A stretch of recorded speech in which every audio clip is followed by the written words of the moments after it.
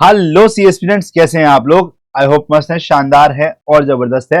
आज की कक्षा के अंदर हम सैम्पलिंग चैप्टर शुरू करने जा रहे हैं। अगर मैं सैम्पलिंग चैप्टर की बात करता हूं तो ये बहुत ही आसान है, स्कोर करना भी इजी है, ज्यादा क्वेश्चन नहीं आते, बट इसमें एक या दो क्वेश्चन आते हैं, बट पढ़ने में भी ज्यादा टाइम नहीं लगेगा। तो आइए सैम्पलिंग शुरू करते हैं और कवर करते हैं फटाफट से। तो सैम्पलिंग चैप्टर के अंदर ना आईसीए ने स्टार्टिंग में बहुत प्यारे से एग्जांपल लिया। मैं उसी एग्जांपल को आपके सामने प्रस्तुत करना चाह रहा हूं। एक बार ये पैराग्राफ रीड कर देखो क्या कह रहा है। ये क्या कह रहा है, कह रहा है देखो, ये बोल रहा है कि हमारे जी मिस्टर बासु है। मिस्टर बासु एक प्रॉब्लम फेस कर रहे हैं। वो एक बड़ा ऑर्डर डालना चाहते हैं इलेक्ट्रिक लैंप्स का। लैंप होता है ना, लैंप, यस, इसे बेड के साइड में लगे रहते हैं वो, है ना। कंपनी है मिस्टर आहूजा की General Electricals, oh my god, है ना। But before putting the order he must know whether to claim made by mister Ahuja that the lamps of General Electrical last for at least 100 hour or not, है ना।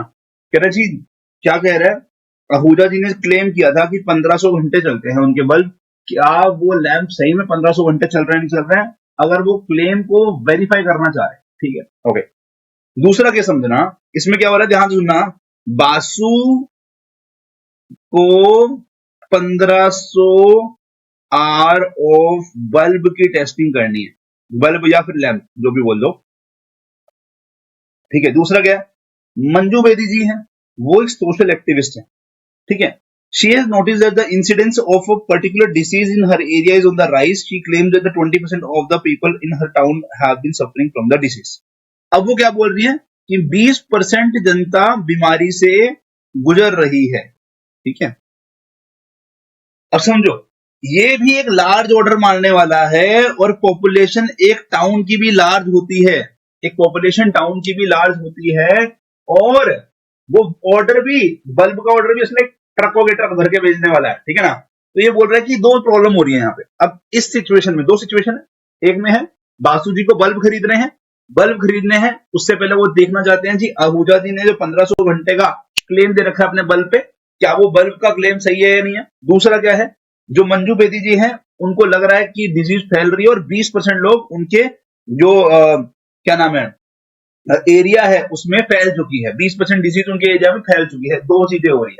अब इस चीज को वो verify कैसे करेंगे, कि इस क्लेम को वेरीफाई कैसे करेंगे, इस डिजीज को कैसे वेरीफाई करेंगे। तो यहां पर इन्होंने क्या बोला है, कह रहे तीन प्रॉब्लम फेस कर रहे हैं लोग। ये दोनों ही सिचुएशन में तीन प्रॉब्लम आ रही है। क्या प्रॉब्लम, पहली प्रॉब्लम है, हमें देखो, हमें समझो। अब मिस्टर बासु ने लेट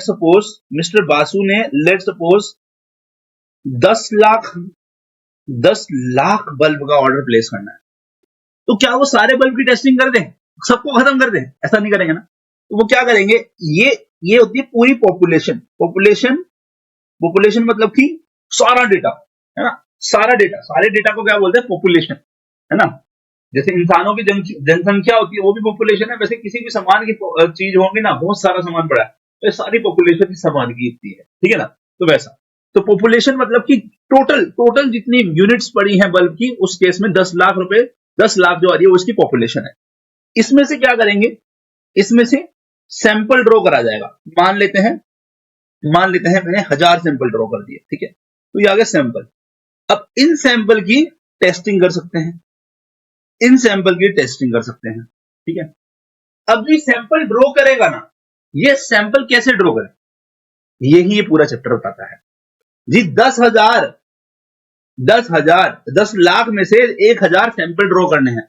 वो सैंपल कैसे ड्रॉ करे, यस, वो एक सैंपल सर्वे किया जाएगा पहले, कि भाई मेरे को सर्वे में क्या किया, मैंने रेंडमली जो है डब्बे खुलवाए, हर एक डब्बे में से एक एक बल्ब निकलवाया। मान लो मेरे 1000 डब्बे थे, हर एक डब्बे में 1000 बल्ब थे, ठीक है।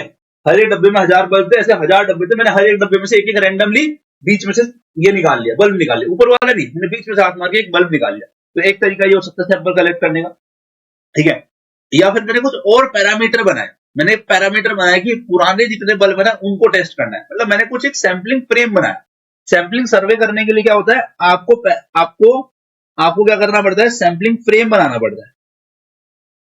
फ्रेम में क्या होता है, आप ये चेक करते हो क्या कंडीशंस या क्या प्रोसीजर होगा आपका सैंपल निकालने का। सैंपलिंग फ्रेम के अंदर क्या करते हैं, क्या कंडीशन या क्या प्रोसीजर होगा सैंपल को निकालने का। आप सैंपलिंग फ्रेम बनाते हो, फिर उसके हिसाब से आप सैंपलिंग सर्वे करते हो, सैंपलिंग सर्वे करते हो कि मैंने देखा कि अच्छा अच्छा चला ये सब सैंपलिंग निकालना है, और फिर सैंपलिंग चालू करते हैं, फिर सैंपलिंग को चालू करना है, फिर उसके अंदर में अलग अलग टाइप्स आते हैं कि किस तरीके से सैंपलिंग करनी है, उस पर मैं बाद में आऊंगा, ठीक है ना। तो ऐसे सैंपलिंग करी जाती है, ठीक है। तो पहला पॉइंट ये बोल रहा है कि the first problem is to draw a representative sample from the population of electrical lamps in the first case, कि पहले हमें ये देखना है कि हमारे जो ये पूरी पॉपुलेशन है लैंप्स की, उसमें से सैंपल जो निकालना है वो कैसे निकालना है। यस। और सेकंड केस में क्या है, similarly from the population of human being in her town in the second case, कि दूसरे केस में मान लो अगर वहां पर भी मान लो 10 लाख लोग रहते हैं, तो उनमें से कैसे 1000 लोगों को सैंपल कलेक्ट करना है, ठीक है। सेकंड प्रॉब्लम क्या है, is to estimate the population parameter. What is estimate the population parameter? देखो, ये जो टेस्टिंग करी आपने कि भैया आपने टेस्ट करके, जैसे हम देखो, समझो मेरी बात, हमने जो है स्टैटिस्टिकल डिस्क्रिप्शन ऑफ डेटा पढ़ा था। तो आपको अगर याद हो, स्टैटिस्टिकल डिस्क्रिप्शन ऑफ डेटा के अंदर में हमने क्या पढ़ा था, सबसे पहला काम क्या करते हैं हम, क्या करते थे, जल्दी से बताओ, कलेक्शन ऑफ डेटा। अब यहां पे कलेक्शन ऑफ डेटा नहीं हो रहा, यहां क्या हो रहा है, कलेक्शन ऑफ सैंपल हो रहा है, ठीक है। फिर उसका प्रेजेंटेशन हो रहा है। अब प्रेजेंटेशन यहां पे इतना रिलेवेंस नहीं आएगा, थर्ड आएगा एनालिसिस करना, है ना। अब एनालिसिस के अंदर में क्या होगा, measure of central tendency, measure of dispersion, index number, है ना, इंडेक्स नंबर, प्रोबेबिलिटी, कोरिलेशन, ये सारे काम किया आपने यहाँ पे, कोरिलेशन, रिग्रेशन, यही सब काम किया ना आपने। अब ये भी यही कह रहा है, ये कह रहा है जी सुनते रहना, ध्यान से बस सुनते रहना, मैं आपको बता रहा हूं, जो बता रहा हूं ना बस इसको सुनते रहो, आपको लगेगा अरे ये तो कुछ खास है ही नहीं, ठीक है। आईसीआई ने थोड़ा सा इसमें ऊपर नीचे किए चीजें, बट जैसे बता रहा हूं उसको सुनते रहना। तो हमने क्या किया, अभी ध्यान सुनना, हाँ, सारी पॉपुलेशन में से हमने सैंपलिंग सर्वे करके सैंपल निकाला है, ठीक है। अब उस सैंपल को निकाल लिया मैंने, सैंपल को जैसे यहां पे स्टैटिस्टिकल डिस्क्रिप्शन ऑफ डेटा में सारे जो डेटा को कलेक्ट करते थे, फिर उसको प्रेजेंट करते थे, फिर एनालाइज करते थे। यहां पे मैं कह रहा हूं सीधा सीधा मैं एनालिसिस कर रहा हूं। अब जो एनालिसिस करते हैं ना, that is called as estimation, ठीक है, ऑफ पॉपुलेशन पैरामीटर, ठीक है। ये इनकी एनालिसिस है, ठीक है। और इसको एक और नाम से बोला जाएगा, दैट इज सैंपल स्टैटिस्टिक्स। इसमें क्या क्या करते हैं हम जनरली, इसमें हम क्या क्या करते हैं, हम इसमें एवरेज निकालते हैं। Average is like a measure of central tendency. हम इसमें प्रपोर्शन निकालते हैं, proportion, that is just like a probability. ये प्रोबेबिलिटी हो गई, ये मेजर ऑफ सेंट्रल टेंडेंसी हो गई, just like the above, just like measure of central tendency, just like probability, है ना। और हम तीसरी चीज जिसमें जो निकालते हैं, दैट इज क्या करते हैं, हम यहां पर निकालते हैं स्टैंडर्ड डेविएशन, ठीक है। ये होगी मेजर ऑफ डिस्पर्जन। तो हम ये तीन चीजें निकालते हैं, ठीक है। अगर आपको याद हो, तीनों का पर्पज अलग है। ये क्या बता रहा है, ऑन एन एवरेज क्या हिसाब चल रहा है, ये कितना क्या बता रहा है कि मेरे फेवर में आउट ऑफ टोटल कितने केसेस आ रहे हैं, और ये क्या बता रहा है कितना मेरा डेटा जो है फैला हुआ है, अलग अलग टाइप का डेटा है, ठीक है। अब यहां पर ये यही बोल रहा है कि सेकंड प्रॉब्लम क्या है कि हमारे को एस्टिमेट करना पड़ता है पॉपुलेशन पैरामीटर का, मतलब मुझे एनालिसिस करनी होगी। उसमें क्या कह रहा है, average life of all bulb produce by general electric. तो जो जनरल इलेक्ट्रिक वालों को क्या करना है, उसको एवरेज लाइफ देखनी है, उसके बल्ब की कितनी है। तो बेसिकली वो क्या कर रहा है, वो एवरेज पे काम कर रहा है, वो इस वाली स्टैटिस्टिक पे काम कर रहा है, ठीक है। वहीं पर दूसरी जो लेडी है, वो क्या कर रही है, दूसरी लेडी क्या कर रही है, उनको क्या करना है, the proportion of people suffering from the disease is the first and the second example respectively on the basis of sampling observation. जो लेडी है उनको क्या निकालना है, कितने परसेंट लोगों को ये बीमारी हुई है। वो बोल रही है 20% को, उनका अंदाजा ये था कि उनके 20% लोगों को ये बीमारी हुई है। तो वो यहां से इस प्रपोर्शन को निकालेगी कि उनके सैंपल में 1000 लोग थे, तो 1000 में से कितनों को बीमारी हुई है। तो उनके अंदर में 199 आ गया, मान लो 199 आ गया, तो उनके वाले में कितना गया, 90 इंटू 100 कर दो इसको, 19.9%। तो उनके केस में 19.9% आ गया।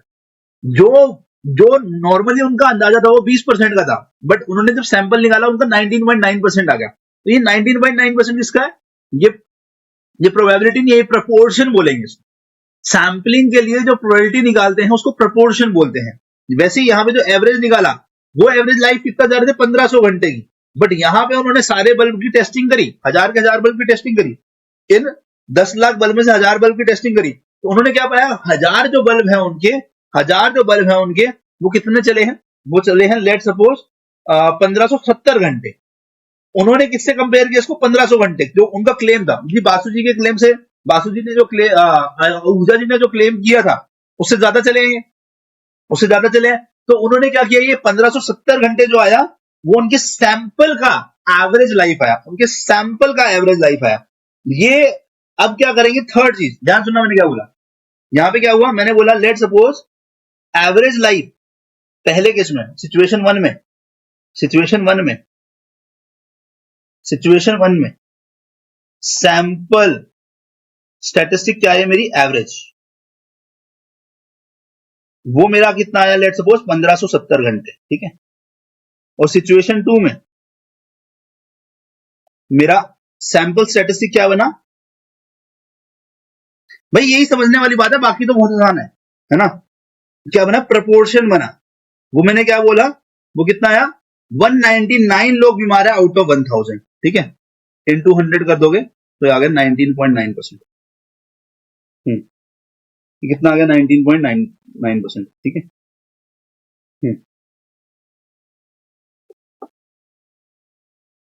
ये कितना आ गया, 19.9%, ठीक है।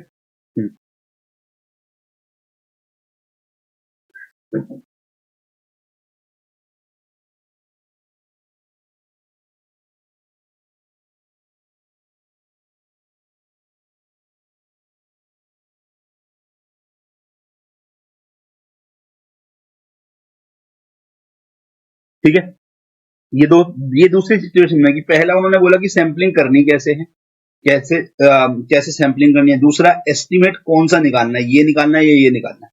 जैसे सिचुएशन वन में ये किया, सिचुएशन टू में हमने ये किया, ठीक है।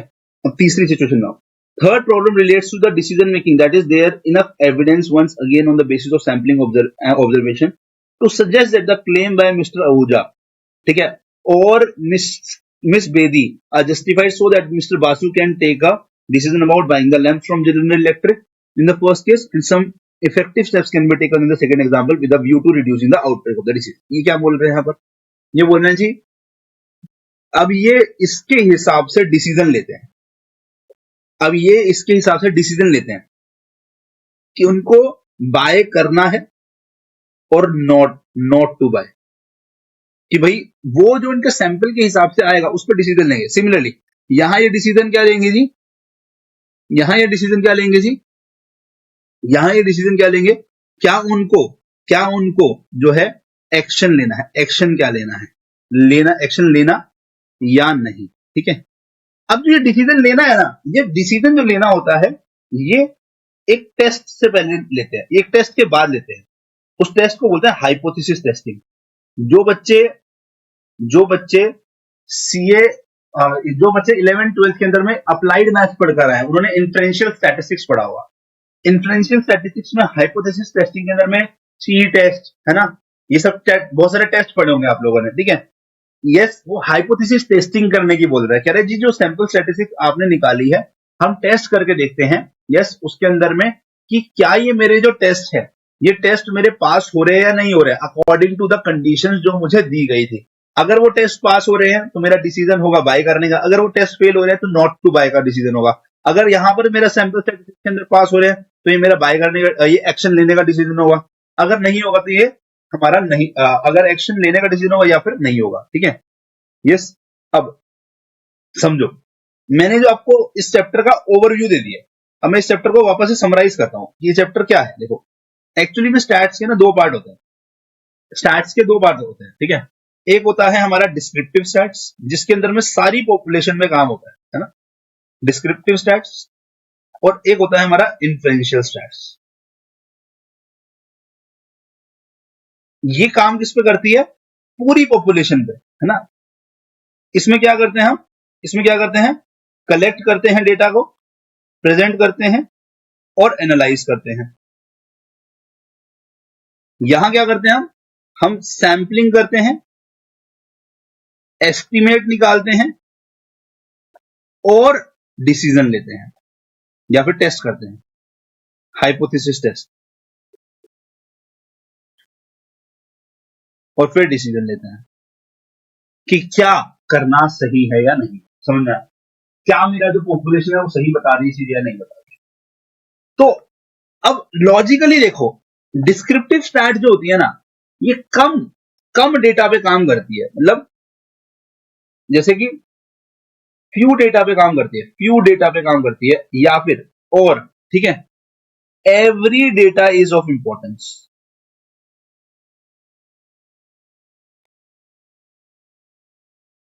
या तो डेटा थोड़ा हो, मतलब कि हजारों में डेटा हो मैक्सिमम, या हंड्रेड्स में डेटा हो तब काम करेगा, या फिर हर डेटा का रिलेवेंस है, हर एक वैल्यू का रिलेवेंस है, तब जाके काम करेगा।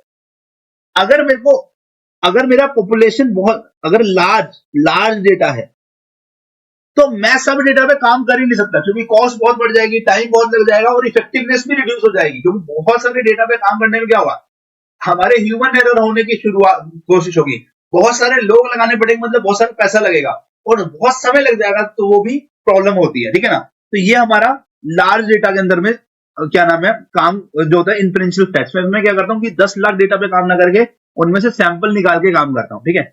या फिर ओके, मेरे को on an average value is relevant, मतलब सबका रिलेवेंस है ही नहीं, अंदाजे से मुझे एवरेज पे काम करना है, मुझे एवरेज पे काम करना है। जैसे मुझे एवरेज सैलरी निकालनी है, तो मुझे सैम्पलिंग से पता चल जाएगा।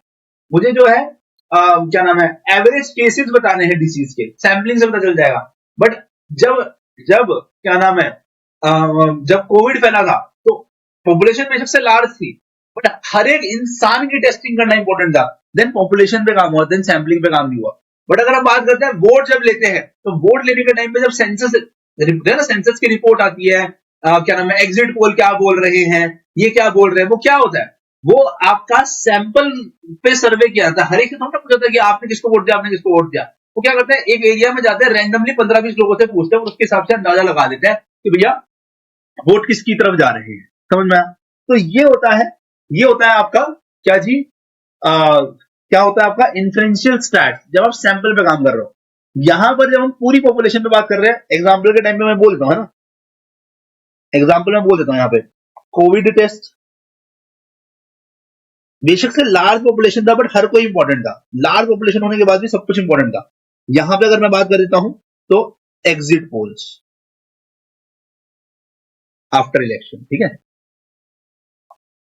कॉन्सेप्ट समझ में आएगा, इस कॉन्सेप्ट चमका है, अब बहुत आसान है, अब कुछ नहीं है, अब कुछ ज्यादा देर नहीं लगेगी। कॉन्सेप्ट चमका, एक बार जल्दी से चैट में ओपी लिखेंगे, OP in the chat, yes.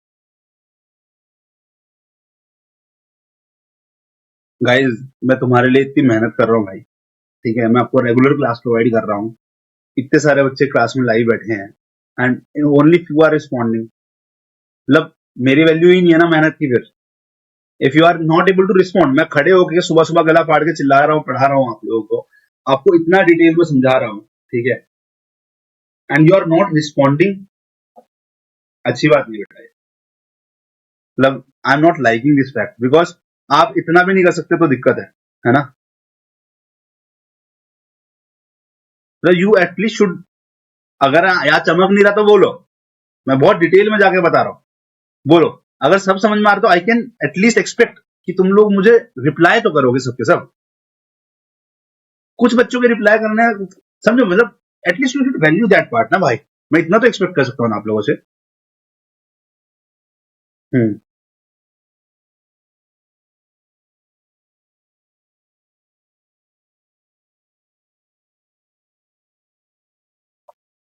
चलो, बेसिक प्रिंसिपल ऑफ सैम्पलिंग सर्वे। अब समझो, जो भी हमने बात करी ना, इसमें हम समझने वाले हैं कि सैम्पलिंग के अंदर में सर्वे कैसे होता है, सैंपल निकालने के अलग अलग तरीके क्या होते हैं, एस्टिमेट जो हमने 3 बताए उसके फॉर्मूलाज क्या होते हैं, ठीक है, और उसके अंदर में हमारा जो होता है स्टैंडर्ड एरर वो क्या होता है। ये 2-3 चीजें पढ़नी है हमने, ठीक है ना। इसको फटाक फटाक से पढ़ेंगे, कुछ ज्यादा है नहीं इसमें, मैं बेसिक कंसेप्ट पढ़ाऊंगा। उसके बाद आपको जब भी मैं पूरा पढ़ाऊंगा ना, अब आपको क्या करना है, इसके बाद आईसीआई की किताब उठा के रीड करना है, सब कुछ पूरा का पूरा चैप्टर रीड करना है, read full chapter, highlight highlight important, ठीक है, ठीक है, जो डिस्कस किया है मैंने, मैं पूरा का पूरा चैप्टर डिस्कस करूंगा, ठीक है। आपको उसमें से हाईलाइट करना जो इंपॉर्टेंट है, ठीक है, जिसपे आपको लग रहा है कि क्वेश्चन बनने के चांसेस है, बोलो मैं डिस्कस करने वाला हूं सब कुछ। आप फिर भी एक बार रीडिंग रहेंगे, क्योंकि मैं जितना भी बोल लूंगा ना आपके दिमाग में छपेगा नहीं, आप सुनेंगे समझेंगे, बट जब किताब में पढ़ेंगे आपको और डिटेल में उसको याद करने में आसानी होगी। कुछ मुश्किल नहीं है, बहुत आसान है, बट अगर आप चाहते हो इसमें स्कोर करना तो you have to read that, ठीक है। यस, मैं लाइन बाय लाइन पढ़ा देता हूं, उसका भी कोई फायदा नहीं होता, क्योंकि समझ आपको सब कुछ आ जाएगा जब मैं बता दूंगा, बट पॉइंट क्या है, आपको याद करने के लिए एक बार कि क्या क्या पॉइंटर हर एक चीज में खुद से रीड करके हाईलाइट मारना पड़ेगा। दिस इज योर होमवर्क, ठीक है। चलो, अब समझाता हूं एक एक करके। देखो, हमारे पास में ना सैंपल को सर्वे करने के लिए कुछ कुछ हमारे पास क्या है जी, रूल्स हैं या प्रिंसिपल्स हैं। प्रिंसिपल्स क्या है, पहला है लॉ ऑफ स्टैटिस्टिकल रेगुलरिटी, दूसरा है प्रिंसिपल ऑफ इनर्शिया, चौथा तीसरा है प्रिंसिपल ऑफ ऑप्टिमाइजेशन एंड चौथा है principal of validity. Law of statistical regularity क्या बोलता है, वो बोल रहा है कि अगर आपका सैंपल का साइज फेयरली लार्ज होगा ना, तो पॉपुलेशन में उतना बेटर आपको एस्टिमेट मिलने के चांसेस है। सिंपल बोल रहा है, कह रहा अगर ये पॉपुलेशन है, ये बड़ी पॉपुलेशन है, इसमें आपने इतना सैंपल निकाला, तो चांसेस हैं कि आपका उतना बढ़िया डेटा ना निकले। आपने ये निकाला तो हाई चांसेस है इसके अंदर में बेटर एस्टिमेट निकलेगा, इसमें कम एस्टिमेट निकलेगा बेटर, ठीक है। तो ये बोल रहा है कि फेयरली लार्ज साइज होना चाहिए सैंपल का फ्रॉम द पॉपुलेशन, और वो भी रैंडम तरीके से। रैंडम तरीके क्या होता है, तरीका होता है पॉपुलेशन को निकालने का, सैंपल को निकालने का। एक होता है सिंपल रैंडम सैंपलिंग, एक होता है हमारा जजमेंटल सैंपलिंग, एक होता है हमारा मतलब 2 टाइप होते हैं, प्रोबेबिलिटी सैंपलिंग और non probability sampling. Probability sampling में आता है सिंपल रैंडम सैंपलिंग, ठीक है, उसमें रैंडम सैंपलिंग के अंदर में सिंपल रैंडम सैंपलिंग आता है, एक हमारा आता है स्ट्रैटिफाइड सैंपलिंग आएगा, अभी मैं दिखाऊंगा, ठीक है। एक हमारा सिस्टमैटिक सैंपलिंग आएगा, एक जजमेंटल सैंपलिंग आएगा, एक पर्पसिव सैंपलिंग आएगा। तो ये सारे में क्या होता है, ये सारों में क्या होता है, ये बोल रहा है कि रैंडम सैंपलिंग वाले तरीके से अगर हम काम कर रहे हैं, है ना, उसमें 3-4 तरीके हैं। उस तरीके से अगर मैं फेयरली लार्ज सैंपल निकाल रहा हूं ना, तो वो लॉ ऑफ स्टैटिस्टिकल रेगुलरिटी बोलता है कि उसमें आपका एस्टिमेट आने की बेटर एस्टिमेट जो है वो बेटर आने की पॉसिबिलिटी है, ठीक है। Then on an average the samples would possess the characteristic of that population. ये देखो लाइन क्या बोल रहा है कि हाई पॉसिबिलिटी है कि हमारा सैंपल जो है वो अच्छी खासी कैरेक्टरिस्टिक पॉपुलेशन की बताएगा। मतलब जो मैं एस्टिमेट निकाल रहा हूं ना, जो मैं सैंपल का एस्टिमेट निकाल रहा हूं ना, वो एस्टिमेट से मैं क्या चेक कर रहा हूं, पॉपुलेशन क्या बताना चाह रहा है। जो ये एस्टिमेट निकाला है ना, हम इसको कंपेयर किससे कर रहे हैं, मेरी टोटल पॉपुलेशन की जो प्रोबेबिलिटी मुझे लग रही थी उससे कंपेयर कर रहा हूं। तो वो ये बोल रहा है कि जो आप ये एस्टिमेट निकाल रहे हो वो हाई चांसेस है कि पॉपुलेशन की बेटर कैरेक्टरिस्टिक बता रहा होगा, वो ये बोल रहा है, ठीक है। यस, हाँ, yes. Next, principle of inertia. अच्छा, इसमें ना एक प्रॉब्लम है। अब आप बोलते हो कि फेयरली लार्ज सैंपल निकालना है, आप बोलोगे जी ये पॉपुलेशन है, इसमें से इतना बड़ा सैंपल निकाल लो, क्या ही जा रहा है ना। इसके अंदर में ज्यादा बड़ा सैंपल भी नहीं होना चाहिए, ठीक ठाक सैंपल होना चाहिए, क्योंकि बहुत बड़ा सैंपल ले लोगे पैसा ज्यादा लगेगा, उसको प्रोसेस करने में टाइम ज्यादा लगेगा, उसके अंदर में अगेन मेरे पास फिर एक्यूरेसी का इशू आ जाएगा, है ना, रिलायबिलिटी का इशू आ जाएगा, वो सारे इश्यूज आने शुरू हो जाते हैं। तो हम फेयरली लार्ज निकालेंगे, बट फिर भी थोड़ा सा ध्यान में रखेगी, इतना बड़ा भी ना हो जाए कि उस पर फिर मेहनत ही ना बहुत ज्यादा लग जाए। ठीक है, नेक्स्ट प्रिंसिपल ऑफ इनर्शिया, ये क्या बोल रहा है, sample taken from the population should be moderately large are to be more reliable, accurate and precise as the sample size increases provided other factors keep constant, है ना।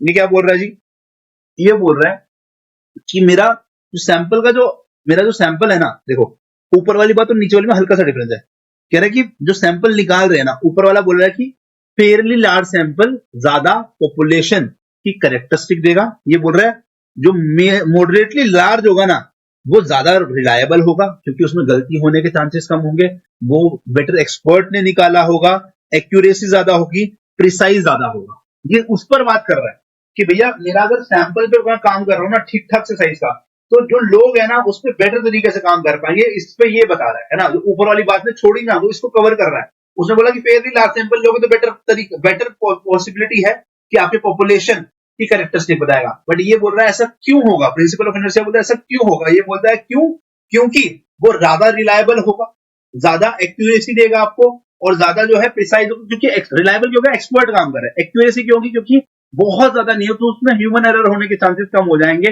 Sampling error होने के chances कम हो जाएंगे, क्योंकि मॉडरेटली लार्ज है वो, ठीक है ना। और प्रिसाइज होगा, मतलब सारी चीजें आपको ढंग से बता रहा होगा वो, ठीक है ना। यस, प्रिसाइज का मतलब एक्यूरेसी का ही दूसरा वर्ड है। प्रिसाइज मतलब कि जैसे अगर आप लोग बोलते हैं सुई में धागा डाला है, एक बार में डाल दिया, भाई तेरी आंख तो बड़ी प्रिसाइज है, मतलब तेरी ना अर्जुन को बोला गया था मछली की आंख में निशाना लगाना, तो उसने प्रिसाइजली आंख को गोले में लगा दिया था, है ना। तो एकदम प्रिसाइजली का मतलब है एकदम सही जगह पे ठीक निशाना, एग्जैक्टली वही जगह पे जाना जहां पर जाना चाहिए था, ठीक है। मतलब 100% आप उसी जगह पे पहुंचे, दैट इज मीन प्रिसीजन आपका अच्छा है। Yes yes, principle of optimization, ये क्या बोलता है, optimum level of efficiency at minimum cost, या फिर maximum efficiency at the given level of cost. अब सोचो, जब सैंपलिंग करने लगते हैं ना तो दो तरीके से होती है। हम क्या चाहते हैं, कम से कम खर्चे के अंदर में बेटर से बेटर रिजल्ट पाना, या फिर मुझे खर्चा पता है उस खर्चे में मैक्सिमम जितना रिजल्ट आ सकता है वो आएगा, ठीक है।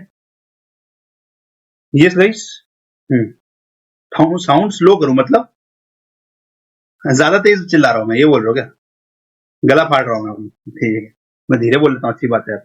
तो मैं प्रिंसिपल ऑफ ऑप्टिमाइजेशन की जब बात करता हूं तो उसमें क्या कह रहा हूं, यस, साउंड थोड़ा लो है, अबे माइक तो लगा हुआ है। ओ भाई साहब, तुम आधे घंटे बाद बोल रहे हो, मैंने बिना माइक के पढ़ा रहा था तुमको तब से, हे भगवान। अब ठीक है, माइक लगा रखा था, माइक कनेक्ट नहीं कर रखा था, तुम बोले काहे नहीं थे तब से, बांदर लोग। आ रही थी बट आवाज ना, ऐसा कोई खराब तो नहीं आ रही थी ना।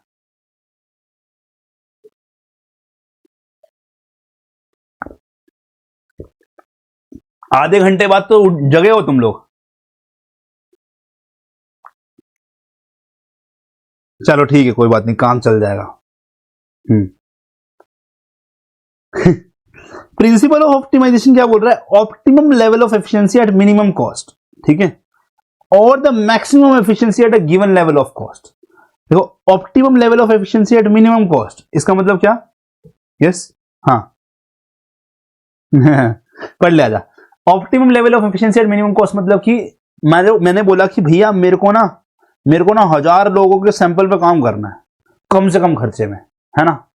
तो आप अपनी एफिशिएंसी बढ़ाओगे कम से कम खर्चा लाने के लिए। या आपने बोला कि भैया मेरे पास में 10,000 रुपए है, 10,000 रुपए है, मेरे को 10,000 रुपए में ही सारा काम करना है, तो 10,000 में आप कितने मैक्सिमम लोगों पे काम कर सकते हो, कितने मैक्स लोगों पे काम कर सकते हो, that is maximum efficiency at given level, समझ में, ठीक है। Next, principle of validity. Principle of validity क्या बोल रहा है, sampling design is valid only if it is possible to obtain valid estimate and valid test about population parameter, only a probability sampling ensure that validity. देखो क्या बोल रहा है, कह रहा है आपने एस्टिमेट निकालने के लिए ना, आपने एस्टिमेट निकालने के लिए अलग अलग टाइप से सैंपलिंग करी है, बहुत सारे प्रोसेस होते हैं, हमारा सिर्फ यही पार्ट है, इसके आगे के चैप्टर और होते हैं, हमारा को उसमें जाना ही नहीं है। कह रहा हमने बहुत अलग अलग टाइप की सैंपलिंग करी है, बहुत अलग अलग टाइप से सैंपलिंग करी है, मैं आपको भी दिखाऊंगा तरीके, है ना, types of ways of doing the sampling survey, है ना। तो बहुत अलग अलग तरीके से सैंपल्स निकाले हैं, उसमें से वो बेस्ट होता है जो हमारा जो एस्टिमेट है ना, वो एस्टिमेट जो आएगा वो मेरे टेस्ट से गुजर करके एकदम ये बोल दे हाँ जी पॉपुलेशन जो बोलना चाह रहा था वही बोल रहा है। तो वो वाला, वो टेस्ट को जो पास कर जाएगा, कि जो टेस्ट से हमें समझ में आएगा कि मेरा जो एस्टिमेट दिया है, मेरे सैंपल ने जो एस्टिमेट दिया है ऑफ द पॉपुलेशन पैरामीटर, वही चीज हमारी पॉपुलेशन की कैरेक्टरिस्टिक है। अगर ये चीज को आप बता पा रहे हैं, इसका मतलब आपका सैंपलिंग करने का जो सर्वे है या सैंपलिंग करने का जो तरीका है वो सही तरीका है, ठीक है। तो ये बोल रहा है कि सैंपलिंग डिजाइन मतलब कि the way of doing the sampling is valid only if it is possible to obtain valid estimate and valid test yes about population parameter। यही मैंने बोला कि आपका एस्टिमेट सही आए और वो टेस्ट से पास हो जाए। अगर टेस्ट से पास हो गया मतलब कि पॉपुलेशन जो बताना चाह रहा था वही मेरे सैंपल ने बताया है, वही सैंपल का एस्टिमेट अगर सही आया तो जो पॉपुलेशन बताना चाह रहा था वही मेरे सैंपल ने बताया। यहां पे क्लियर हो जाएगा, ठीक है, यस, डन है। अब ये बात करते हैं कि हम क्यों सैंपल सर्वे करना जरूरी है, क्यों हम कंप्लीट एन्यूमरेशन नहीं करते हैं। देखो सैंपल सर्वे मतलब कि हम क्यों सिर्फ जो है हम 10,000 में से या फिर 10 लाख में से, यस, क्यों जो है हम 1,000 पे काम कर रहे हैं, क्यों जो है हम 1,000 पे काम कर रहे हैं।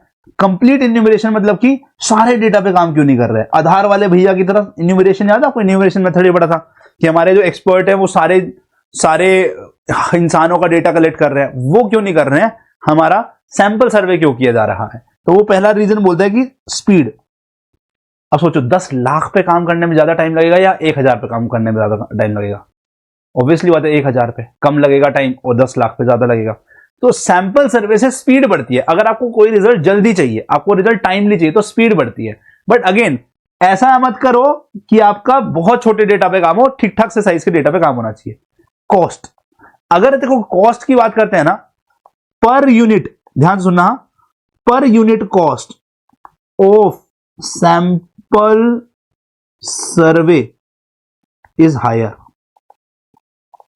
But in total population enumeration is higher। देखो समझो, अगर मैं इस 10 लाख पे काम कर रहा हूं, मान लो एक डेटा को पे काम करने के 1 रुपया लगता है, तो मेरे कितने लगे, 10 लाख रुपए। अब जब कम डेटा होता है ऑब्वियसली कॉस्ट हायर होगी, ज्यादा बेटर एक्सपर्ट काम कर रहे होंगे उस पर, और ऑब्वियसली कम डेटा पे काम कर तो कॉस्ट हायर होगी। तो मान लो मेरा 10 रुपए लगता है पर डेटा का, 10 गुना लग गया, ओ माय गॉड बहुत ज्यादा हायर है। बट टोटल पे काम कितना खर्चा लगा, 10,000 रुपए। तो क्या है, कौन सा सस्ता पड़ा, ऑब्वियसली ये पड़ेगा ना इससे।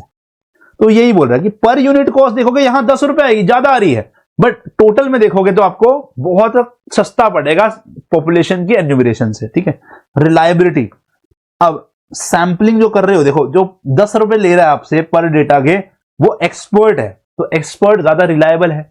यहां पर नूब जनता भी होगी बीच में काम करने वाली, तो नूब जनता भी होगी यहां पे काम करने वाली, यहां सारे एक्सपर्ट काम कर रहे हैं, सारे पीरो है ना। तो रिलायबल डेटा आएगा आपका, रिलायबल डेटा आएगा, यस।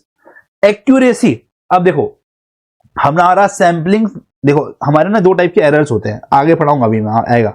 एक्यूरेसी की जब बात करते हैं ना, हमारे 2 टाइप के एरर आते हैं, एक आता है सैंपलिंग एरर, एक आता है non sampling error. Sampling error क्या होता है, इस पे फॉर्मूला भी आएगा, अभी फॉर्मूला को यूज नहीं करना, बस फॉर्मूला पता होना चाहिए इसका फॉर्मूला। तो जैसे इकोनॉमिक्स में नहीं होता बहुत बार कि फॉर्मूला पता होना चाहिए, वैसे वाला है। उसमें होता है ना तुम्हारे डिफरेंशिएशन के फॉर्मूला डाल रहे होता है, बस पता होना चाहिए फॉर्मूला क्या होता है, ज्यादा यूज केस नहीं है उसका, है ना, वैसे ही, ठीक है। तो यहां पर क्या कह रहा है, सैंपलिंग एरर में क्या बोलता है भाई साहब, सैंपलिंग एरर क्या बोलता है, इट्स जस्ट टेल्स कि मेरा जो एस्टिमेट निकाला है, एस्टिमेट मतलब estimate of population parameter, sample का निकलता है, सैंपल का क्या निकलता है, एस्टिमेट निकलता है ऑफ पॉपुलेशन पैरामीटर। वो कितना डेविएट मतलब कितना अलग है, ठीक है, एक्चुअल पॉपुलेशन पैरामीटर से। एस्टिमेट मतलब अंदाजा, कि मेरा जो हमने अंदाजा निकाला है पॉपुलेशन पैरामीटर का, अंदाजा जो निकाला है सैंपल से, वो कितना अलग है एक्चुअल वाले जो पॉपुलेशन का पैरामीटर होगा।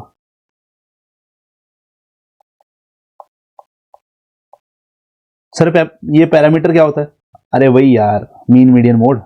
देखो पॉपुलेशन होती है ना, पॉपुलेशन मतलब सारा डेटा, पॉपुलेशन का निकलता है पैरामीटर।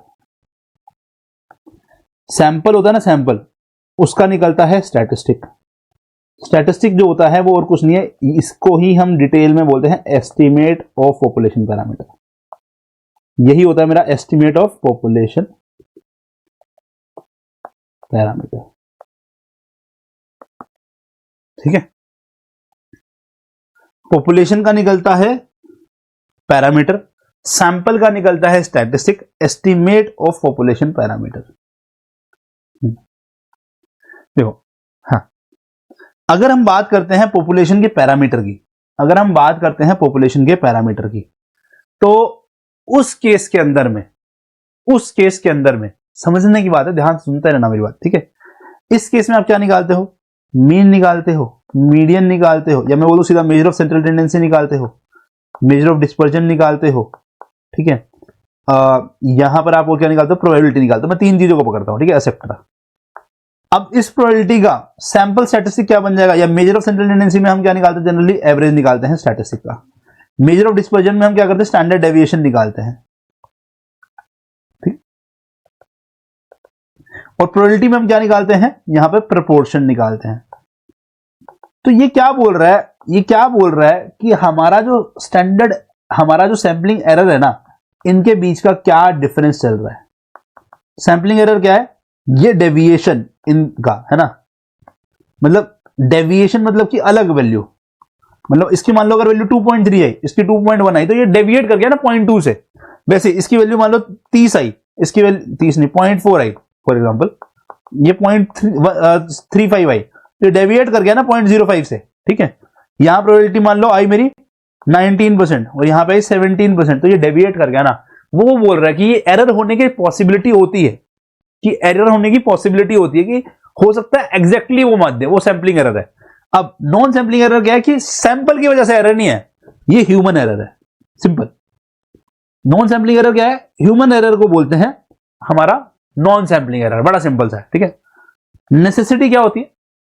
बल्ब वाला केस देखा था, अब वो कह रहा है बल्ब की टेस्टिंग करनी है, बल्ब वाला केस या फिर लैंप वाला केस। लैंप वाले केस में क्या था? उसको टेस्टिंग करनी है। भाई साहब मेरे पास मान लो 10 लाख बल्ब है, मेरे को 10 लाख के 10 लाख बल्ब की टेस्टिंग करनी है, मेरे को सारे जला दिए, बेचेगा क्या है? वो वाला डायलॉग सुनोगा, बहुत पुरानी मूवी का डायलॉग है, नंगा नहाएगा क्या निचोड़ेगा क्या, वो वाला हाल हो जाएगा।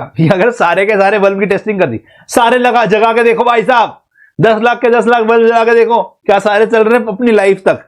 सारे बल्ब भी खत्म हो गए? नहीं। तो कह रहे हैं ऐसे केस में आपके पास नेसेसिटी है कि अगर मुझे उसकी लाइफ स्पैन पूरा चेक करनी है, तो उसका मतलब क्या है? कि मैं उसमें से सिर्फ सैंपल को ही चेक करूंगा, क्योंकि वो वापस नहीं आएगा, वो खत्म हो जाएगा। तो इसके अंदर में हम क्या कहते हैं? वो नेसेसिटी बन जाती है, ठीक है। यस, हो गए। चलो, अब टाइप्स ऑफ सैंपलिंग में इस पे आ रहा था ना, उसमें बोल रहा था ना वो बार बार कि टाइप्स ऑफ सैंपलिंग में हमारा रैंडम सैंपलिंग होना चाहिए, प्रोबेबिलिटी सैंपलिंग होना चाहिए, वो यही है। प्रोबेबिलिटी सैंपलिंग के तरीके क्या? Simple random sampling, multi stage sampling, multi phase sampling, cluster sampling, है ना, स्ट्रैटिफाइड सैंपलिंग, आएगा, सभी पे आएंगे, ठीक है ना। यस। नॉन प्रोबेबिलिटी सैंपलिंग में क्या आएगा? पर्पसिव या जजमेंटल सैंपलिंग, ठीक है। मिक्स सैंपलिंग में क्या आएगा? ये हमारे पे यहां पे आएगा सिस्टमैटिक सैंपलिंग। ये तीन तरीके होते हैं सैंपलिंग के। एक्चुअली में इसमें क्या होता है? इसमें कुछ पार्ट प्रोबेबिलिटी सैंपलिंग की तरह चलता है और कुछ पार्ट नॉन प्रोबेबिलिटी सैंपलिंग की तरह चलता है, ठीक है। तो सबसे पहले प्रोबेबिलिटी सैंपलिंग को डिस्कस करना चाहूंगा। प्रोबेबिलिटी सैंपलिंग में सबसे पहले क्या था मेरा? Simple random sampling. Simple random sampling क्या बोलता है? देखो ध्यान सुना। Yes, each unit is given same probability। अब आपको प्रोबेबिलिटी का मतलब ही नहीं पता हो तो कहां से पढ़ोगे, इसलिए प्रोबेबिलिटी चैप्टर पढ़ाने के बाद समझ में आता है। प्रोबेबिलिटी का मतलब क्या होता है? कि हर एक के पास इक्वल चांस है ना, हम सबको बराबर मान के चल रहे हैं कि हर एक को चूज करने का सिंपल एक इक्वल चांस है। मतलब अनबायस्ड हो, आप किसी की तरफ बायस नहीं हो, आप शकुनी मामा के गोटे लेकर नहीं खेले कि कौरव को ही जिताना है, पांडव को हराना है, वो नहीं।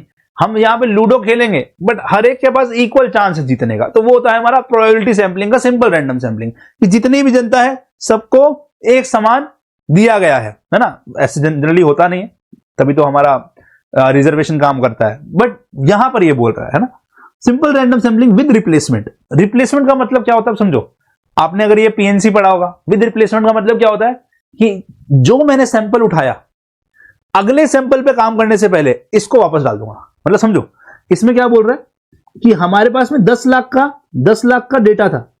अब ऐसा नहीं मैं एक ही बार सैंपल पे काम करूंगा, मैं अलग अलग सैंपल पे काम करूंगा। मैंने 1000 लोगों को पे काम किया, अब इसको अगर मैंने बोला वापस डाल दो, फिर 1000 निकालो, तो इसको बोलते हैं विद रिप्लेसमेंट। मैंने बोला ये 1000 निकाले, इसको भूल जाओ, तुम घर जाओ, तुम्हारा हो गया। अब बाकी जो 1000 निकालेंगे, अब वो किस में से निकलेंगे? 9,99,000 में से निकाला जाएगा। तो अगर ये किया गया तो ये विदाउट रिप्लेसमेंट है। अगर मैंने इसी में से निकाल लिया, मतलब कि 1000 जो सैंपल निकाला उसको वापस डाल के फिर निकाला, तो ये विद रिप्लेसमेंट है। सिंपल है।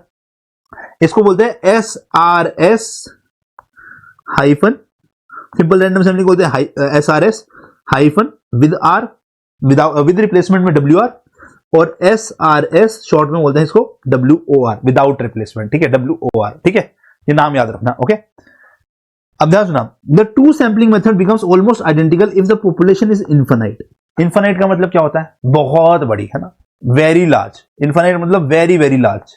जैसे मैंने अभी एग्जांपल लिया 10 लाख, 1 करोड़, 2 करोड़, इंडिया की पॉपुलेशन इनफाइनाइट है, बहुत सारी है, वेरी वेरी लार्ज, है ना। तो उस केस के अंदर में कह रहे दोनों में कोई फर्क नहीं है।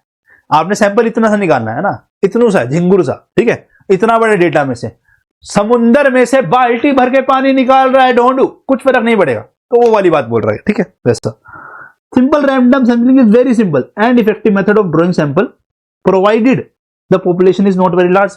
कब काम करता है? जब पॉपुलेशन बहुत बड़ी ना हो, पहला। दूसरा, sample size is not very small, sample का जो साइज है वो बहुत छोटा ना हो।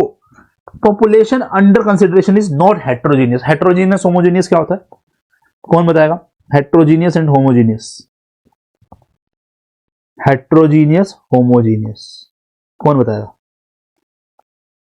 यस, होमोजीनियस होता है एक प्रकार, ये होता है भिन्न भिन्न प्रकार। बस जैसे अगर मैं बोलता हूं मेरे पास में ग्लासेस है, हाँ? यस रवि, मेरे पास में ग्लासेस है ना, ग्लासेस हैं, ग्लासेस। ठीक है, तो एक जैसे ग्लासेस पड़े हैं, तो वो क्या है? होमोजीनियस पॉपुलेशन में एक ग्लास है, छोटा बड़ा, है ना, मोटा पतला, तो ये क्या है? हेट्रोजीनियस पॉपुलेशन है। ठीक है, yes, homogeneous same same not different, heterogeneous same same but different. समझ में आया? गुड बॉयज बैड बॉयज फालतू का डायलॉग। चलो, स्ट्रैटिफाइड सैंपलिंग। स्ट्रैटिफाइड सैंपलिंग बड़ा सिंपल है। अच्छा, तुमको पता है कि कभी अगर आपने स्ट्रैटिफाइड सैंपलिंग का हिसाब देखना हो, ठीक है, अगर तुम लोगों ने, किसी ने, कोई ऐसा बच्चा है जिसने नेशनल लेवल पर इंडिया को रिप्रेजेंट किया है ना, नेशनल लेवल पर इंडिया को रिप्रेजेंट किया है ना, तो कैसे होता है? वो स्ट्रैटिफाइड सैंपलिंग से आते हैं लोग। कैसे? देखो, नेशन के अंदर में कितने लोग, मान लो कोई स्पोर्ट्स पकड़ते हैं, क्रिकेट खेलते होंगे, मैं बोल सकता हूं 10 लाख लोग खेलते होंगे क्रिकेट पूरे नेशनल लेवल पे। सारे लोगों को क्या मौका मिलने वाला है देखने का भी कि सारे बढ़िया नहीं है? कैसे होगा? नेशन की जगह में पहले स्टेट लेवल पे जाएंगे, है ना। ये पूरा देश भारत है, स्टेट में मतलब क्या हुआ? इस देश भारत के अंदर में हमने कुछ कुछ हिस्से पकड़ लिए, ठीक है। फिर उसके अंदर में हमने क्या किया? उसमें हमने क्या किया?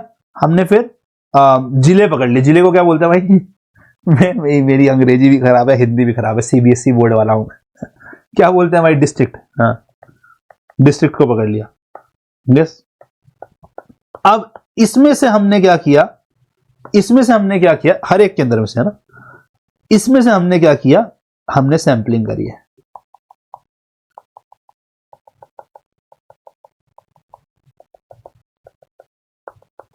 ठीक है, हाँ। तो ये क्या होता है? ये स्ट्रैटिफाइड सैंपलिंग है। स्ट्रैटिफाइड सैंपलिंग क्या होती है? ये नहीं है स्ट्रैटिफाइड सैंपलिंग, इसका कोई काम नहीं है यहां पर कि भैया मेरी डिस्ट्रिक्ट के अंदर में मुझे किनको खिलाना है, वो हमने एक रैंडमली कुछ कुछ लोगों को बोला आओ खेलो, है ना, ये हो गया। या फिर अगर इसमें देखो सिंपल समझो कि मेरे पास में क्या हुआ, अलग अलग कैरेक्टरिस्टिक के लोग हैं, है ना, मतलब मैंने ग्रुपिंग कर दी है, मैंने ग्रुपिंग करना, स्ट्राटा होता है, स्ट्राटा होता है ग्रुपिंग करना, grouping of similar characteristic people. पहले ग्रुपिंग कर दी सिमिलर कैरेक्टरिस्टिक वालों की, और इसमें फिर हमने क्या किया, फिर इसमें हमने सिंपल रैंडम सैंपलिंग करी है। जैसे मान लो मेरे पास में क्या है, मेरे पास में कुछ मेल है ना, कुछ फीमेल है, कुछ बच्चे हैं, है ना, कुछ बूढ़े हैं, तो मैंने अलग अलग टाइप के से इसी ग्रुप बना दिया, अलग अलग कैरेक्टरिस्टिक के लोग हैं ना, मेल है बड़े चुस्त है, फुर्दुस्त है, बॉडी बिल्डर है, फीमेल है बड़ी समझदार है, इंटेलिजेंट है, इमोशनल है, सिंपैथेटिक है, कुछ ग्रुप उनके है ना बच्चे, है ना, मन के सच्चे, है ना, घर में करते शरारत बाहर करते मस्ती, वो हो गए बच्चे, बूढ़े, है ना, सलाह देने वाले, तो कुछ कुछ कैरेक्टरिस्टिक है सबकी भाई, यस, हाँ। तो उस केस के अंदर में कुछ लोग यहां, कुछ लोग यहां, कुछ लोग यहां, कुछ लोग यहां, ठीक है, हाँ, यस। यहां से अब आपने क्या किया, सिंपल रैंडम सैंपलिंग करी है, ये होता है स्ट्रैटिफाइड। स्ट्राटा बनाए, मतलब स्ट्राटा मतलब ग्रुप्स बनाए, फिर उसमें से सिंपल रैंडम सैंपलिंग करी है, समझा क्या?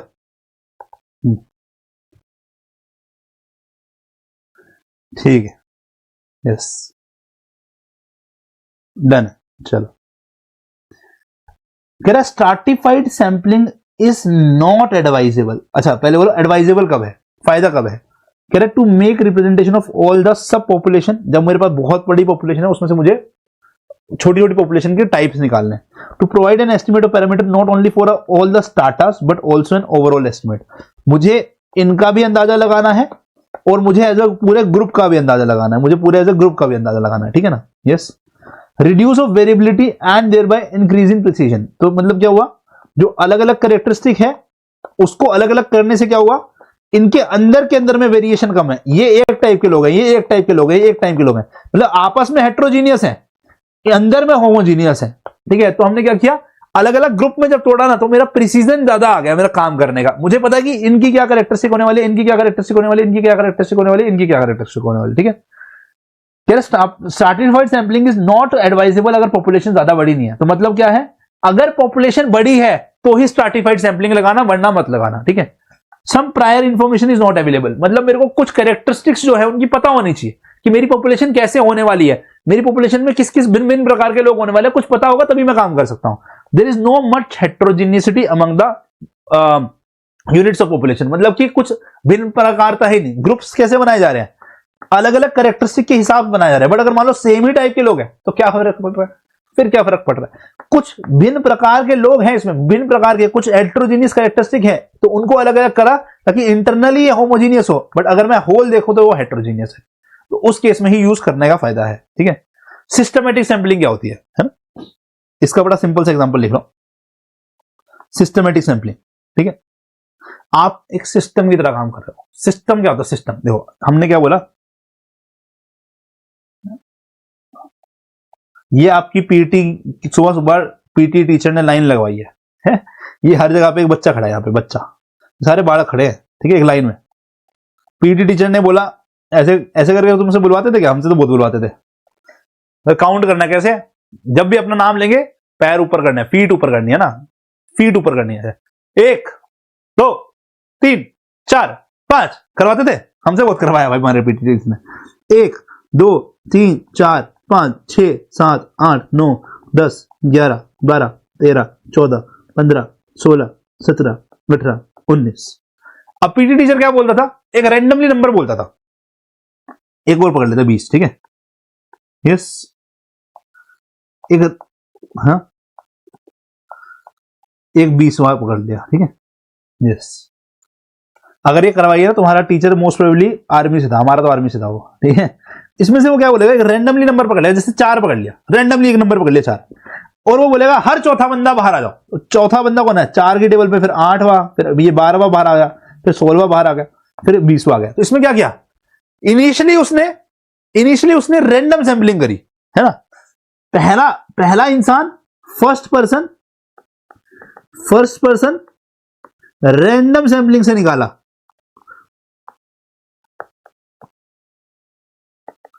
फिर उसने क्या किया, सिस्टम बना दिया। सिस्टम मतलब कि एवरी फोर्थ पर्सन निकाला इसमें मैंने, एंड एवरी फोर्थ, है ना, चौथे के बाद में 1 2 3 फिर चौथा, 1 2 3 फिर चौथा, 1 2 3 फिर चौथा, 1 2 3 फिर चौथा, तो ऐसे करके उसने अलग अलग कर दिया। ठीक है, समझा? यस, तो ये वो काम करते हैं सिंपल रैंडम सैंपलिंग वाला। ठीक है, हाँ।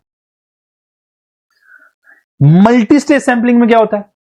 मल्टी स्टेज सैंपलिंग, ये देखो, ये कैसे होता है? ये बड़ा सिंपल सा तरीका है।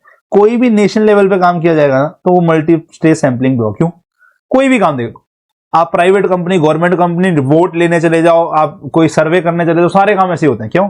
नेशनल लेवल से पहले आप जाओगे स्टेट लेवल पे, या उसमें भी वो बांटोगे रीजन, है ना, नॉर्थ इंडिया, साउथ इंडिया, वो ईस्टर्न इंडिया, ये इंडिया, आपके आईसीआई ने भी बांट रखा है। ठीक है, फिर स्टेट लेवल पे, फिर डिस्ट्रिक्ट लेवल पे, फिर सिटी या टाउन लेवल पे, फिर पंचायत लेवल पे, फिर जाके काम चालू होता है ना, फिर जाके काम, या वार्ड नंबर पे आता है, फिर जाके काम चालू होता है। तो ये क्या है यहां पर कि हम अलग अलग स्टेजेस में बांटा। पंचायत बांटी है, उसके ऊपर की फिर डेटा कलेक्ट करके सिटी वाइज आया, फिर ऊपर कलेक्ट करके डिस्ट्रिक्ट वाइज आया, फिर ऊपर कलेक्ट करके स्टेट वाइज आया, फिर ऊपर कलेक्ट करके रीजन वाइज आया, फिर ऊपर कलेक्ट करके नेशन वाइज आया। दिस इज कॉल्ड एज हमारा मल्टी स्टेज सैंपलिंग। समझना?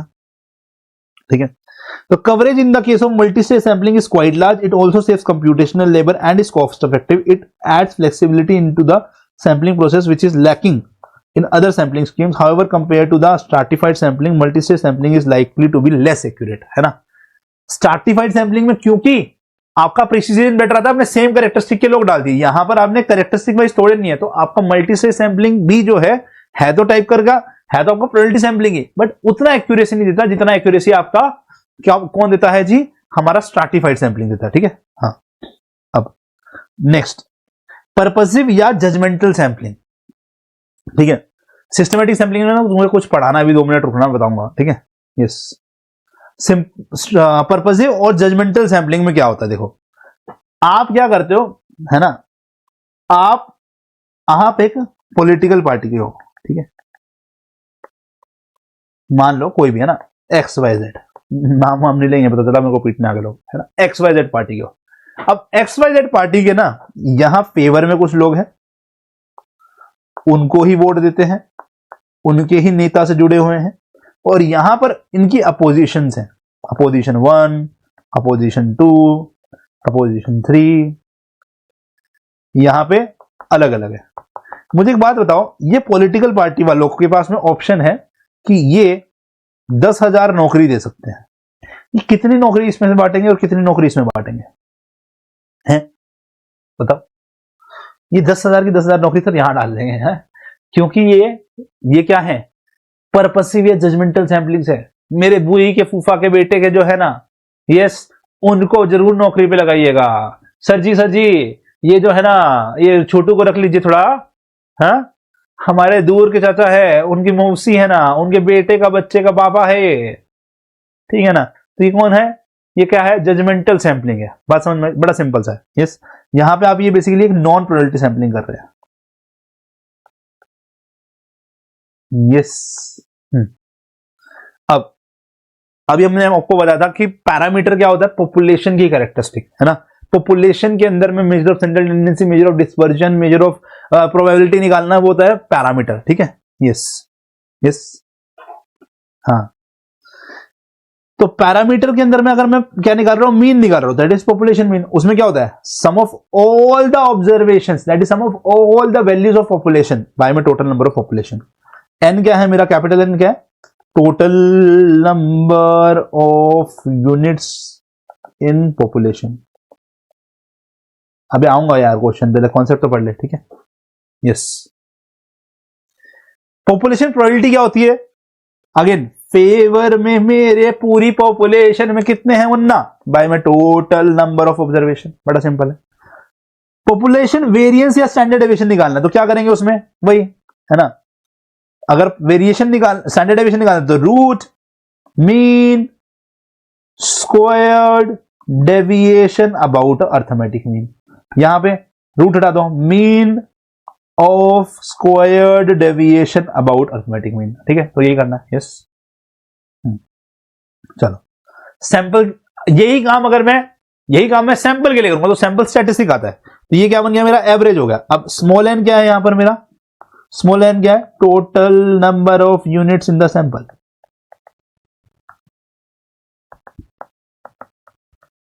ठीक है, total number of units in the sample.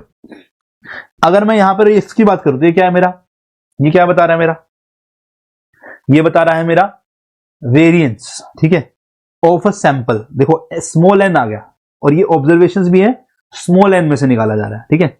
अब ध्यान से सुनना, इसके लिए हमने मीन के लिए म्यू साइन रखा, पॉपुलेशन के लिए पी रखा, प्रोबेबिलिटी के लिए सिग्मा स्क्वायर रखा हमने वेरिएंस के लिए। यहां पे मीन के ऊपर में मीन कैप बन जाता है सैंपल स्टैटिस्टिक, या फिर इसको एक्स बार लिखते हैं। यहां पे वेरिएंस जो है सिग्मा स्क्वायर के ऊपर में कैप बन जाता है, इसको x2 लिखते हैं, ठीक है। और पॉपुलेशन के हम स्मॉल पी से, कैपिटल पी नहीं बेटा, स्मॉल पी से रिप्रेजेंट करेंगे, या फिर हम कैपिटल पी पे कैप लगा देंगे, कैपिटल पी पे कैप लगा देंगे, ठीक है। यहां पर भी सेम है कि टोटल फेवरेबल सैंपल या फेवरेबल सैंपल बाय में टोटल सैंपल, ठीक है। ये कैप लगाने का मतलब क्या होता है कि हम सैंपल पे काम कर रहे हैं, बस दैट्स इट, ठीक है। चलो अब लास्ट बस पार्ट बच गया थोड़ा सा, है ना, एरर और स्टैंडर्ड डेविएशन, फिर क्वेश्चंस पर आऊंगा मैं, ठीक है। सैंपलिंग एरर क्या है, व्हाट इज सैंपलिंग एरर? देखो अभी मैंने आपको बताया कि सैंपल करने के प्रोसेस की वजह से एरर हो गया, जैसे कि डिफेक्टिव सैंपलिंग डिजाइन, हमारा जो जजमेंटल सैंपलिंग है, पर्पसिव सैंपलिंग है, इवन सिस्टमैटिक सैंपलिंग है, उसमें क्या कर रहे हो आप, हर एक को इक्वल प्रोबेबिलिटी नहीं दे रहे हो, तो मतलब सिंपल आप रैंडम सैंपलिंग नहीं कर रहे हो, तो इसमें क्या होगा, आपकी कुछ कैरेक्टरिस्टिक छूटने के चांसेस है। ऐसे केस में हम क्या बोलते हैं कि आपका डिजाइन ही बकवास है ना। Second, error arising due to substitution. अब समझो मेरे पास में 10 लाख में से मैंने 1000 सैंपल निकाला, बट 1000 में से 1000 में से 10 लोगों को ना 10 लोगों को 10 लग गए 10 लोगों को 10 लग गए, तो अब मुझे क्या करना पड़ेगा, मुझे इनका सब्स्टिट्यूट लाना पड़ेगा। ये गए 10 और डाले, अब जो नए 10 डाले ना, वो हो सकता है कि सारी कैरेक्टरिस्टिक में से कुछ कैरेक्टरिस्टिक छूट जाए, तो सब्स्टिट्यूट करने की वजह से पहले मैंने जो सैंपल बनाया था उसमें सारी कैरेक्टरिस्टिक के लोग आ गए थे। अब ये 10 के अंदर में जब मेरा सब्स्टिट्यूट हुआ तो सारी कैरेक्टरिस्टिक के लोग नहीं बसे, तो इसके अंदर में क्या हो गया, एरर आ गया, ठीक है। Error due to faulty demarcation of units. Demarcation of units मतलब कि कितने मुझे सैंपल निकालने हैं वो कम हो गया, है ना। मतलब आपने अंदाजा लिया, यस, हाँ, आपने अंदाजा लिया कि हमारे पास में 1 लाख यूनिट्स है, मेरे पास में 1 लाख यूनिट्स है, ठीक है। अब जो वो 1 लाख यूनिट्स है ना भाई, जो मेरे पास 1 लाख यूनिट्स है, उसमें से मुझे 10,000 सैंपल निकालने की जरूरत है।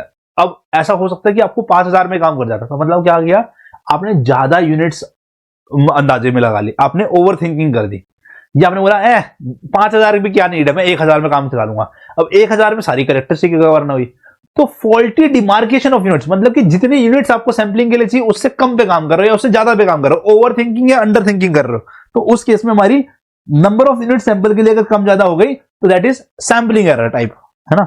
Error due to wrong choice of statistic, है ना, जैसे कि हमने बोला एवरेज निकाल सकते थे आप, स्टैंडर्ड डेविएशन निकाल सकते थे आप, प्रोपोर्शन निकाल सकते थे। जैसे मान लो हमारे जो भाई साहब हैं बल्ब टेस्ट करने वाले हैं, उन्होंने प्रोपोर्शन निकाल दिया, उनको एवरेज लाइफ गांधी वो निकाल के बैठे कितने मेरे फेवर में, कितने मेरे टोटल में, क्या करेगा उसको। या फिर जो बीमारी फैल रही है वो बता रही है कि एवरेज ऑन कितने लोगों को बीमारी फैल रही है, 10 में से 2 लोगों को बीमारी फैल रही है, क्या करेंगे बहन चीज का, मुझे टोटल कितने लोगों को बीमारी फैली, मेरे फेवर में कितने आए, मतलब कि मेरे जो केसेस हैं वो कितने बन रहे आउट ऑफ टोटल पीपल, मुझे तो प्रोपोर्शन बताना है ना उसमें। तो इसका मतलब क्या है कि आपको क्लैरिटी होनी चाहिए कि सही स्टैटिस्टिक का यूज हो, है ना। काम इसका है, निकाल के बैठे हो, सैंपलिंग एरर, है ना।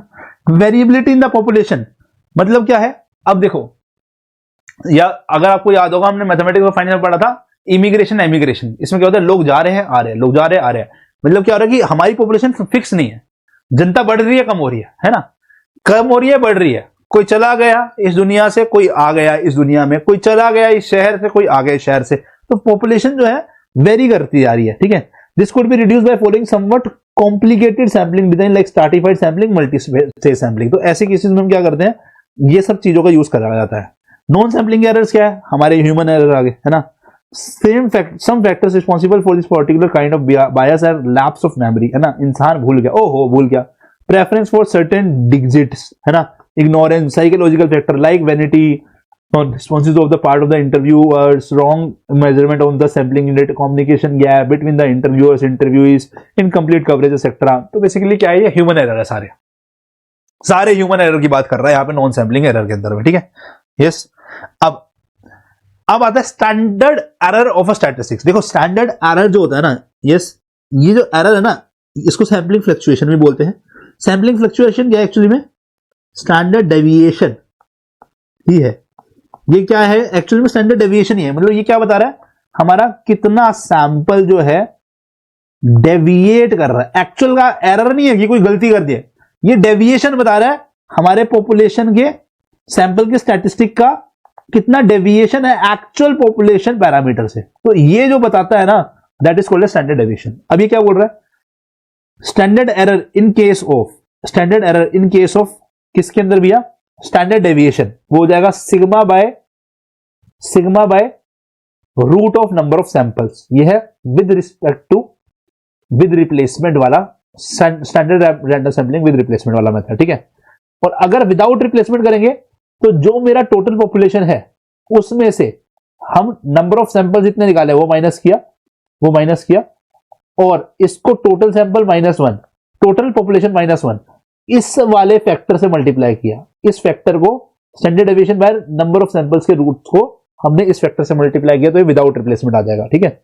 अब अगर मैं स्टैंडर्ड एरर निकालना चाहता हूं, मतलब मैं डेविएशन निकालना चाहता हूं किसमें जी, प्रोपोर्शन में, मतलब प्रोबेबिलिटी में, तो मैं क्या करूंगा, मेरे टोटल पॉपुलेशन की जो प्रोबेबिलिटी बनती मल्टीप्लाई में स्मॉल क्यू क्या है मेरा 1 - p, मतलब मेरे ना होने की प्रोबेबिलिटी, ये फॉर्मूला बेटा सबको, हाँ ये फॉर्मूला सबको क्या नाम है पता होने चाहिए, रटने की जरूरत नहीं है, ठीक है। मेरे प्रोबेबिलिटी टोटल पॉपुलेशन की इनटू में स्मॉल क्यू बाय में n का root, yes, capital P into small q by में n का रूट, ठीक है। यहां पर विदाउट रिप्लेसमेंट में ये मल्टीप्लाई होगा, यस, ओके। ये मल्टीप्लाई किया ना विदाउट रिप्लेसमेंट में, इसको क्या बोलते हैं, फाइनाइट पॉपुलेशन करेक्टर, एफपीसी बोलते हैं, यस, या फाइनाइट पॉपुलेशन मल्टीप्लायर बोलते हैं, ठीक है, यस, बस इतना ही होता है। और ये क्या बोल रहा है, कह रहा है अगर मेरा कैपिटल एन जो है वो बहुत बड़ा हुआ, यस, तो ये इसका कोई रिलेवेंस नहीं है, और अगर मेरा सैंपल साइज बहुत बड़ा हुआ तब भी इसका कोई रिलेवेंस नहीं, जो -1 किया है, बस दैट्स इट, ठीक है। चलो अब क्वेश्चंस देखते हैं फटाक से, जल्दी से खत्म हो गया वैस, है ना।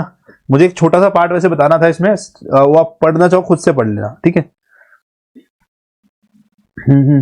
अगर बोल तो पढ़ा देता हूँ, 5 मिनट रुक जाओ बस भाई, मेरी भी क्लास है 20 मिनट में, वो कोई बात नहीं है, खत्म हो रहा है तो हो जाने दो ना। क्वेश्चंस 20 क्वेश्चन है, फटाक से करा दूंगा, टिक टिक टिक टिक टिक करके आ जाएंगे क्वेश्चंस, इसमें ज्यादा टाइम लगना नहीं है। मुझे एक छोटा सा पार्ट पढ़ाना था, वो रह गया एक बार, वो जो 1 सेकंड हो जाओ बस फटाक से, हाँ।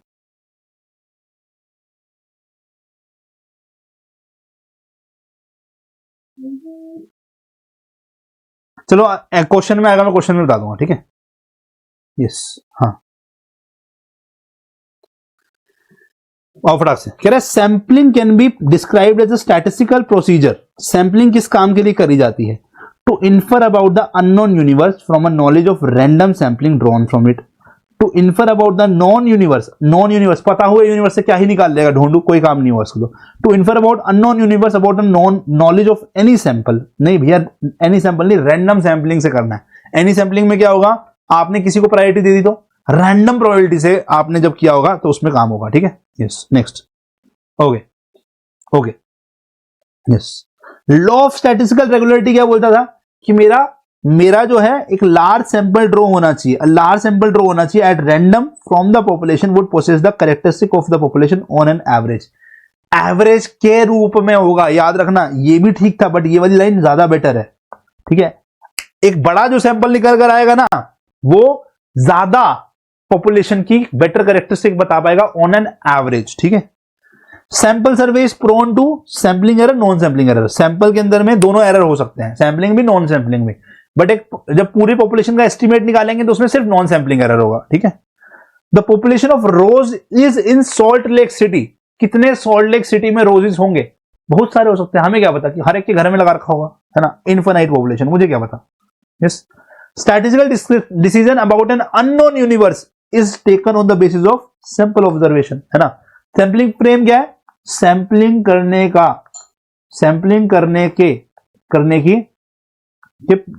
के प्रिंसिपल्स, ठीक है। ये सैंपलिंग फ्रेम में आ जाएगा, अपने को इससे नहीं होता।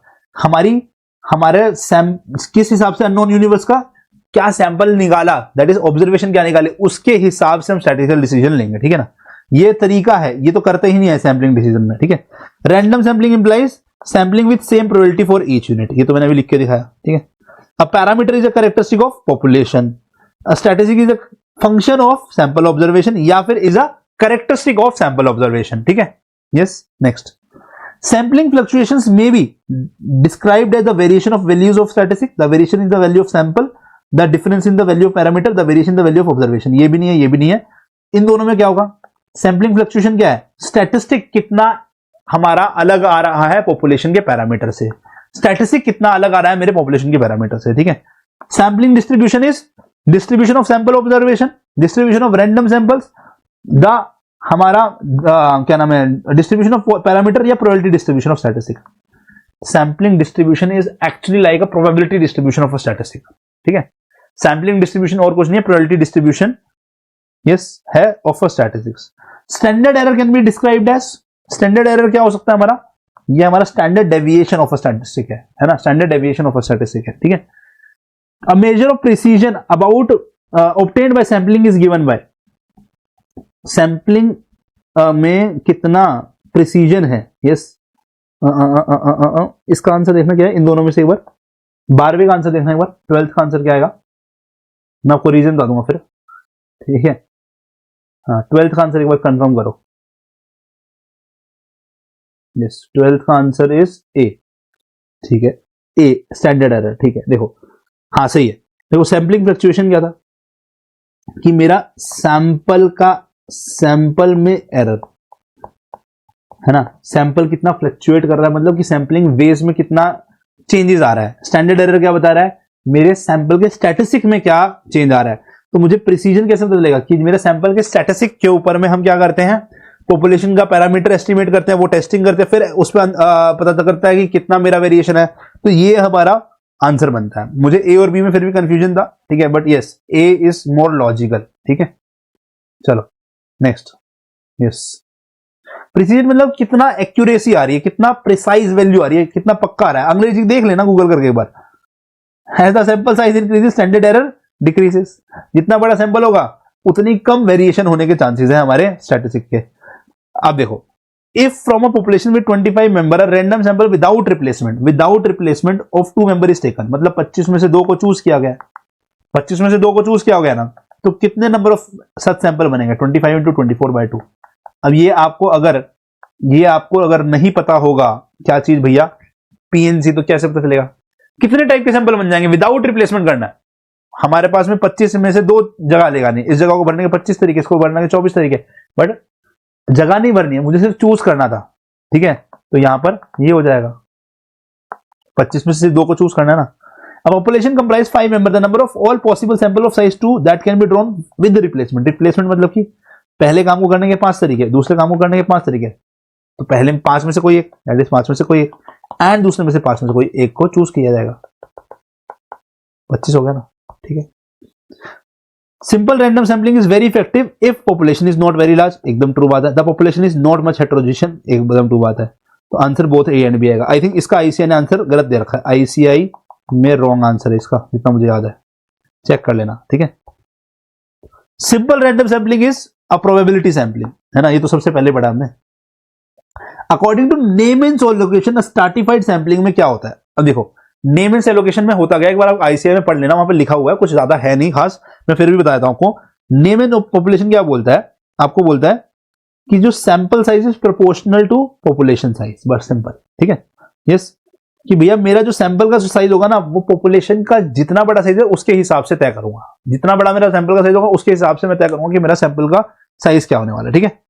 Yes, which sampling provides separate estimate for population measure for different segments and also as an estimate.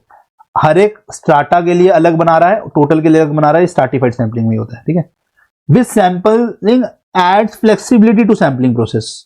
Flexibility कौन लेकर आता है, अगेन मेरा सिस्टमेटिक सैंपलिंग आएगा ना। फ्लेक्सिबिलिटी है ना, फ्लेक्सिबिलिटी क्या है कि भैया सिस्टम से निकलते रहना, सिस्टम से निकलते रहना, ठीक है। This sampling is affected most if the sampling frame contains an undetected periodicity. Again समझो, मेरा पीरियोडिक एरर आ रहा है, मैंने बोला हर चौथा बंदा उठा लेना, तो वो चौथे बंदे में सेम टाइप की कैरेक्टरिस्टिक है, तो क्या होगा, इसमें गड़बड़ होने के ज्यादा चांसेस हैं, ठीक है। Systematic sampling. Which sampling is subjected to a discretion of a sampler. Discretion मतलब कि जजमेंट लेने पे आधारित है, जजमेंटल सैंपलिंग या हमारा पर्पसिव सैंपलिंग आ जाएगा, ठीक है। If a random sample of size 2 with replacement is taken from the population containing the 361 units, है ना। with replacement में क्या हो सकता है, 361 में से 2 निकालना है, तो 3 के साथ में 6, 3 के साथ में 1, ये तो निकल ही सकता है। with replacement है तो मतलब 3 के साथ 3 भी निकल सकता है। ऐसे 6 के साथ में 3 तो आ ही गया, देखो 6 के साथ 3 तो आई, 6 के साथ 3 आ सकता है, 6 के साथ 6 आ सकता है, 6 के साथ 1 आ सकता है। विद रिप्लेसमेंट है ना, वैसे 1 के साथ 3 आ सकता है, 1 के साथ 6 आ सकता है, 1 के साथ 1 भी आ सकता है। तो कौन सा हो गया इसमें, इन दोनों में से एक होगा। देखो ये तो है नहीं, ये आंसर होगा, है ना। ये तो 2 तो है नहीं, 2 is not in data, 2 is not in data, ठीक है। Next, if a random sampling of size 2 is taken without replacement, इसमें रिप्लेसमेंट नहीं हुआ है, मतलब जो पहले चूज कर लिया वो दोबारा नहीं हो सकता था। देखो इसमें क्या था, इसमें क्या हुआ, जो चूज कर लिया वो दोबारा भी कर सकते थे, जो चूज कर लिया वो दोबारा भी कर सकते थे विद रिप्लेसमेंट में। इसमें वो नहीं चूज कर सकते जो चूज कर लिया, ठीक है। इन ABCD तो क्या पॉसिबिलिटी है, A के साथ B आ सकता है, A के साथ C आ सकता है, A के साथ D आ सकता है, फिर B के साथ A तो ले ही चुका हूं मैं, दोबारा नहीं लूंगा, तो B के साथ C देख लिया, B के साथ D देख लिया, या C के साथ D देख लिया, ठीक है। तो ये हमारी पॉसिबिलिटी बन गई। यस, तो AB AC AD BC BD CD, तो ये पॉसिबिलिटी होगा, ठीक है। यस, डिस्कर्जन बताया तो मैंने अभी आपको, डिस्कर्जन का मतलब हो गया कि उसके हिसाब से बेटा, ठीक है। यस, इसी के साथ हमारा जो है सैंपलिंग भी होता है समाप्त। मिलते हैं अब अगली कक्षा में, तब तक के लिए keep practicing, take care, bye bye, अलविदा बच्चा, party, love you all, see you soon in the next class.